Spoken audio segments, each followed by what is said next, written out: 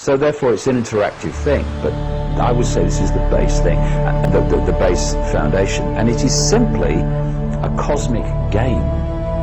So don't take it too seriously, it's a cosmic game. And we've been through humanity and are in a very challenging period in the cosmic game. But as I've said many times, there's not an AK-47 in someone's hand on another dimension saying, awareness, get in there now or I shoot. We choose to experience this. Now, through the lens of the physical body, when our expansion of consciousness is focused, its attention is focused on one reality, like we're experiencing this reality now, we think is physical, then we're trying to understand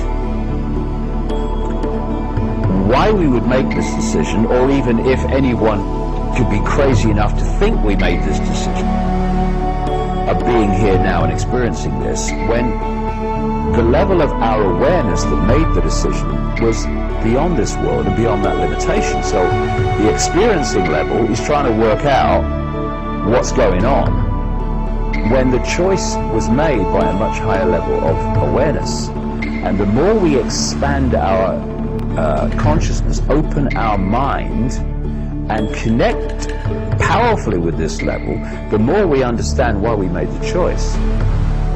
Because we have made a choice. It's like in the Matrix movies, where the Oracle says to Neo, you've not come here to make a choice. You've already made the choice. You've come here to understand why you made the choice. And that's what this experiencing level is being challenged to do. I would say that overwhelmingly we made the choice to experience this extraordinary period of transformation from limitation, suppression, control, violence, and all the rest of it, conflict,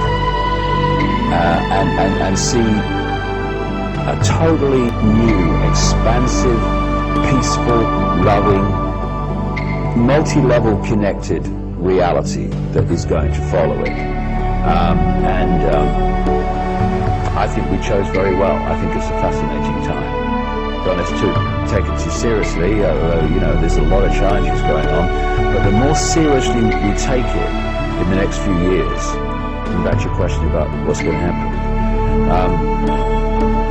the more challenging it will be.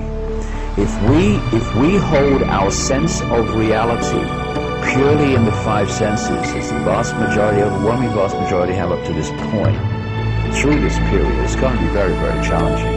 But if we go, hold on a second, I'm not Ethel Jones and Charlie Smith.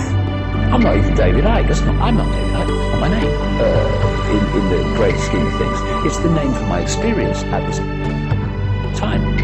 So if we pull our point of observation of this from I am infinite consciousness and David Icke, Ethel Smith, Charlie Jones is my experience, then coming through this challenging period we're going into will be much easier, because we'll have a totally different perspective on what's happening. We won't be sitting at the computer playing a computer game thinking we are the game.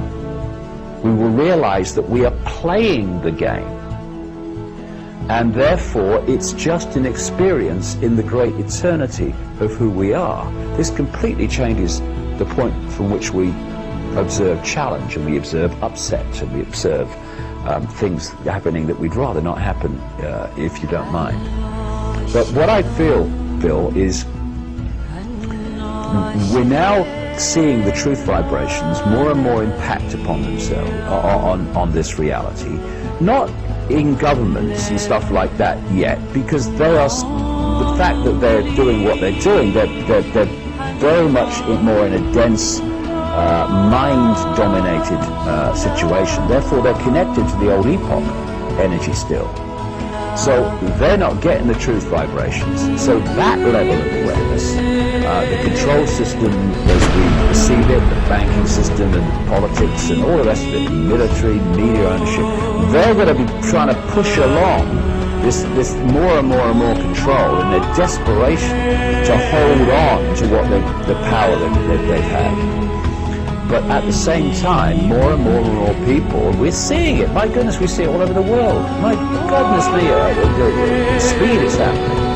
More and more people are opening their minds from that density of a lifetime, and they're connecting with the truth vibrations, this new energetic construct, and they're seeing the world and themselves in a completely different way. And we're now at this point where the two are, if you like, not fighting. I hate the word fighting. I hate the word hate. Come to that. Can you hate the word hate? You know. But there's a tussle going on between that which is awakening and that which is trying to stay still. And symbolically, it's like someone standing in a river that's getting faster and faster, going, I ain't moving the control system. And eventually you're expending so much energy just to stand still, and the inevitable is going to happen. If the river keeps going faster and faster, then it's going to wash you away eventually. That's the control system going. But if we get on the airbed or the canoe and we go down the white water ride, which is going to be for a few years, then it can be an adventure, because it's just an experience.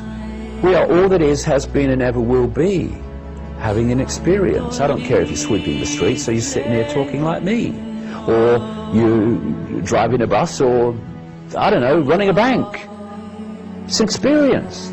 We're all infinite consciousness, infinite possibility. And if we observe what's happening now and what's coming from this perspective, it's a whole lot easier, a whole lot smoother.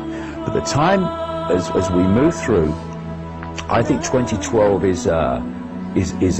it's not a total diversion, but I think it is a diversion.